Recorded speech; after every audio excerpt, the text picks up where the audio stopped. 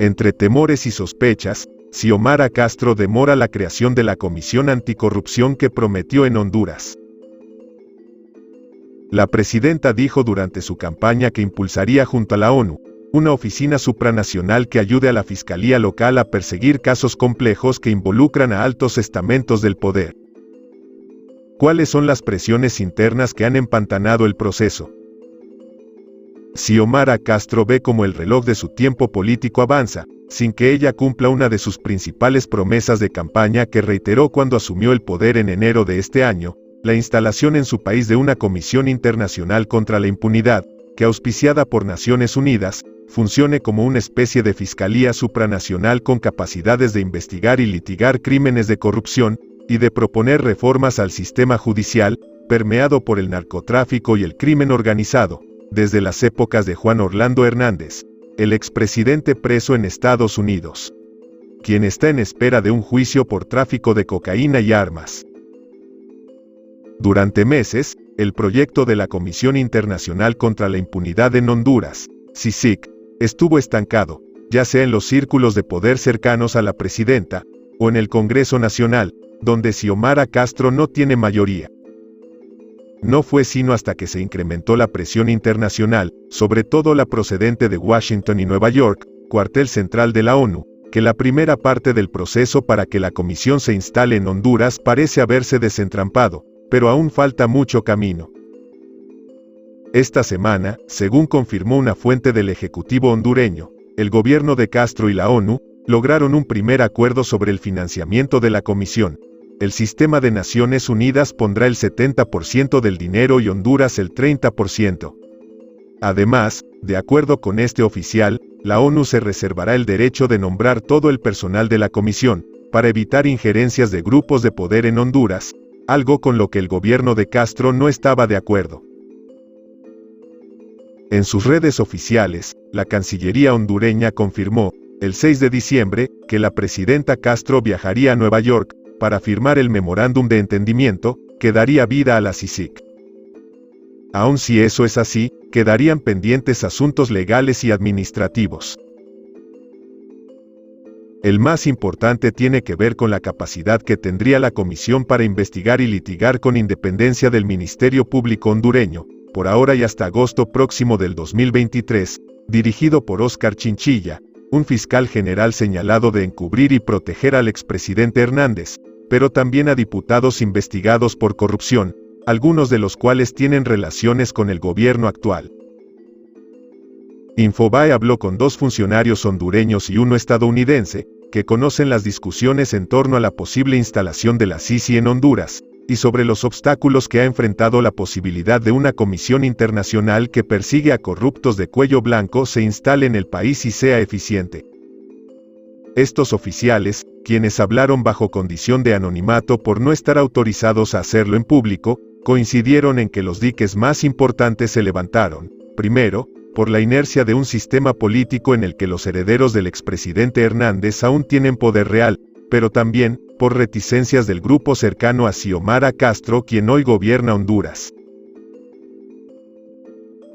Mel Zelaya, esposo de la presidenta Castro, ha construido muchas alianzas a lo largo del tiempo con muchos grupos y con personas cuestionadas, incluso en temas de narcotráfico. Una CICI que no puedan controlar desde el gobierno es complicada, dijo uno de los oficiales hondureños. Mel Zelaya fue presidente de Honduras entre 2006 y 2009, cuando lo derrocó un golpe de Estado que fue avalado por la administración de Barack Obama en Washington. Más de una década después de haber sido depuesto, Zelaya se reinventó, y hoy, con su esposa en la presidencia, es uno de los hombres más poderosos de Honduras. Sin embargo, hay sombras que aún lo persiguen. De hecho, narcotraficantes hondureños detenidos en Estados Unidos, cuyos testimonios están a la base del juicio contra el expresidente Juan Orlando Hernández, también han mencionado a Mel Zelaya y a su hermano, Carlos Zelaya Rosales, como aliados del crimen organizado. Uno de los testimonios que más comprometen al esposo de la presidenta Xiomara Castro, es el de Davis Leonel Rivera Maradiaga, líder de la banda de narcotraficantes Los Cachiros, quien dijo que había pagado a Mel Zelaya, $500.000 estadounidenses en 2006 para que, desde la presidencia, permitiera la operación de la banda en el corredor norte del país, conectada por vía aérea con los proveedores suramericanos de cocaína y por vía terrestre con las rutas guatemaltecas y mexicanas hacia Estados Unidos. Sin embargo, Mel Zelaya continúa negando cualquier vinculación con la banda de los Cachiros. Otro señalado por Rivera Maradiaga es Carlos Zelaya, hermano de Mel Zelaya, quien es el actual vicepresidente del Congreso Nacional. En el 2017, durante el juicio a Fabio Lobo, hijo del expresidente hondureño Porfirio Lobo Sosa, el jefe de los Cachiros, aseguró que su banda utilizaba una pista aérea conocida como El Aguacate, cerca de la frontera con Nicaragua, en el departamento de Olancho, para traficar drogas, y que Carlos Zelaya la había utilizado con el mismo fin durante años. Carlos Zelaya negó también las imputaciones. Obstáculos pendientes. La Comisión Internacional contra la Impunidad en Honduras está planteada en papel como una fiscalía especial adjunta integrada por personal extranjero y hondureño, capacitado para investigar y litigar casos complejos ante los tribunales locales.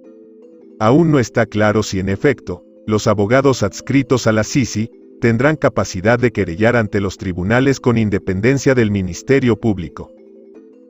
Un consultor estadounidense que conoce de las discusiones entre el gobierno hondureño y la ONU, y quien habló desde el anonimato por seguridad, aseguró que hay varias posibilidades en la mesa. Una sería que se utilice la figura del querellante adhesivo, para que los litigantes de la comisión tengan capacidad legal de acompañar a los fiscales locales y que se utilice una figura legal que ya existe y que permita a las víctimas presentar acusadores particulares. Y la otra, la más compleja, sería una reforma constitucional que matice el monopolio de la persecución criminal que por hoy solo tiene la Fiscalía hondureña. A principios de noviembre de 2022, la diputada oficialista Xiomara Zelaya, hija de la presidenta Xiomara y de Mel Zelaya, presentó al Congreso Nacional una iniciativa de ley para que se reforme la Constitución para que la CICIG pueda realizar sus investigaciones de forma independiente, con énfasis en análisis financiero. Algunos sectores, sin embargo, entendieron esta propuesta como una forma de retardar la instalación de la CICI, ya que una reforma constitucional podría estancarse en un Congreso en el que el partido oficial y sus aliados no tienen la mayoría calificada que requiere una enmienda de esa naturaleza. La propuesta, además, no contemplaría la posibilidad de que el personal de la CICIG puedan acusar en tribunales. Edmundo Orellana, quien es el secretario de Transparencia y exfiscal general, cree que con una reforma al Código Procesal Penal, que requiera solo de mayoría simple, se puede crear la figura del querellante adhesivo, lo cual garantizaría que la CICIG sea un actor procesal independiente del Ministerio Público. Los reclamos por agilizar la llegada de la CICI también han llegado desde el extranjero. Lisa Haugard, directora del Grupo de Trabajo Latinoamericano, aseguró en una columna que los desacuerdos sobre los poderes del mecanismo y quien debe nombrar su liderazgo parecen estar retrasando el acuerdo, y se refirió a la propuesta de la diputada Xiomara Zelaya que, dijo, podría retrasar la creación del mecanismo. En mayo de este año, una misión de Naciones Unidas visitó Tegucigalpa para acelerar los diálogos con el gobierno de Xiomara Castro. El 2 de noviembre pasado, Alice Shackelford, representante de la ONU en Honduras, dijo que la reforma constitucional no es requisito para dar luz verde al memorándum de entendimiento, que daría vida legal a la CICIG. En un primer borrador del memorándum de entendimiento, al que Infobae ha tenido acceso, la ONU plantea que la CICIG podrá realizar investigaciones independientes y constituirse como acusador privado. Ya en el Código Procesal Penal existe esta figura, la de acusador privado, al que le es permitido querellar en nombre de las víctimas de un delito. Esto, sin embargo, puede tener un inconveniente legal, ya que en muchos casos de crímenes de cuello blanco, la principal víctima es la sociedad o el Estado, por lo cual, la representación le correspondería al Ministerio Público. En cualquier caso, la ONU también dejó claro en el memorándum de entendimiento, que el gobierno de Xiomara Castro debe de asentar los cimientos que permitirán que se establezca un mecanismo internacional imparcial e independiente, demostrando el compromiso y voluntad política de las autoridades, con el fortalecimiento de un sector de justicia independiente. Antecedentes complejos. Si hay un ejemplo sobre los efectos que una comisión internacional como la propuesta para Honduras puede tener para el sistema de justicia de un país, existe en la vecina Guatemala, cuyo Estado instaló en el 2007, también bajo auspicios de la ONU, la Comisión Internacional contra la Impunidad en Guatemala, la CICIG, que durante más de una década abanderó reformas institucionales y legales que llevaron a la creación de una Fiscalía Especializada contra la Impunidad, FESI. Las investigaciones de la CICIG y la FESI alcanzaron su clímax en 2015 cuando terminaron en una acusación de corrupción a Otto Pérez Molina, el entonces presidente, y a Roxana Baldetti, su vicepresidenta, donde ambos tuvieron que renunciar y fueron arrestados. El 7 de noviembre de 2022, el mismo día en que se hacía público un primer entendimiento entre el gobierno de Castro y la ONU para crear la Comisión Hondureña, un tribunal guatemalteco condenó a Pérez Molina y a Baldetti a 16 años de cárcel por los delitos que investigó la CICIG. La comisión guatemalteca, sin embargo, no tuvo buen final, ya que fue expulsada del país en 2019 por el entonces presidente Jimmy Morales, a quien CICIG investigó por financiamiento electoral ilícito. A partir de entonces, el sucesor de Jimmy Morales, Alejandro Yamatei, y la fiscal general nombrada por él, iniciaron una persecución sin cuartel de abogados y fiscales que trabajaron con la comisión, y de jueces que fallaron en contra de funcionarios guatemaltecos. Aún así, y con el sistema de justicia casi completamente al servicio del régimen político, Pérez Molina y Baldetti fueron condenados a prisión. En El Salvador, el presidente Nayib Bukele también prometió un mecanismo similar cuando fue candidato, con apoyo de la Organización de Estados Americanos, al que bautizaron Comisión Internacional contra la Impunidad en El Salvador, la CICIES, el cual dejó de funcionar en el momento en que sus investigaciones llegaron hasta funcionarios cercanos a Bukele, sospechosos de corrupción durante la pandemia de COVID-19 y otros delitos. Bukele y su fiscal general, Rodolfo Delgado, terminaron provocando la salida de las CICIES del país. En Honduras, también hay un antecedente similar, la Misión de Apoyo contra la Corrupción y la Impunidad MASIC, también respaldada por la OEA. Aunque abrió 13 investigaciones por corrupción de alto nivel vinculadas sobre todo al gobierno de Juan Orlando Hernández, y apoyó la creación de una fiscalía especializada, que aún existe y es conocida como la UFERCO, el poder político de entonces se encargó de blindarse a través de reformas legales que disminuyen penas a delitos como el narcotráfico, también obligan a agotar vías administrativas, antes de que puedan abrirse procesos penales y también dificultan la capacidad de los entes de investigación para acceder a información financiera de los sospechosos. Y esas reformas siguen vigentes.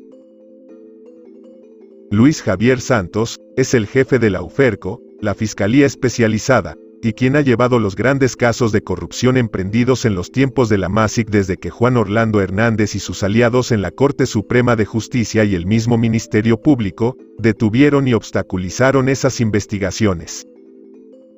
Santos ha insistido en las condiciones mínimas para que algo como la CICIG funcione, es que se reviertan las reformas legales que favorecen la impunidad, y que la comisión tenga la capacidad de acompañar a los fiscales como querellante adhesivo. La CICIG es necesaria, dice Santos, pero no será efectiva si el Congreso Nacional de Honduras no deroga las leyes que dificultan la investigación de delitos complejos.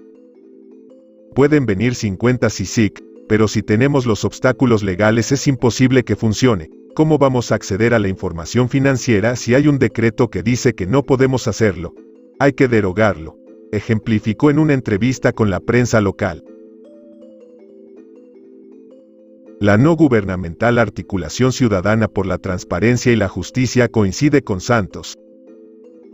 El verdadero obstáculo para la instalación de la CICIG, dicen, son los decretos que obstaculizan la investigación. Por ahora, ni la presidenta Xiomara Castro ni sus diputados en el Congreso han empeñado capital político en empujar esta contrarreforma.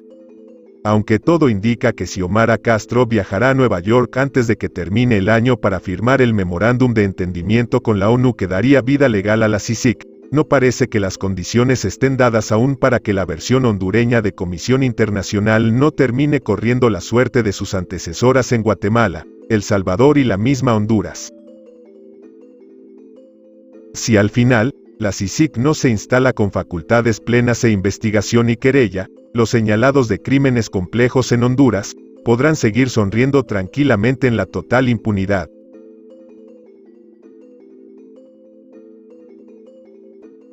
Si el video te ha gustado, no olvides apoyarnos con un like, compartiéndolo y suscribiéndote al canal.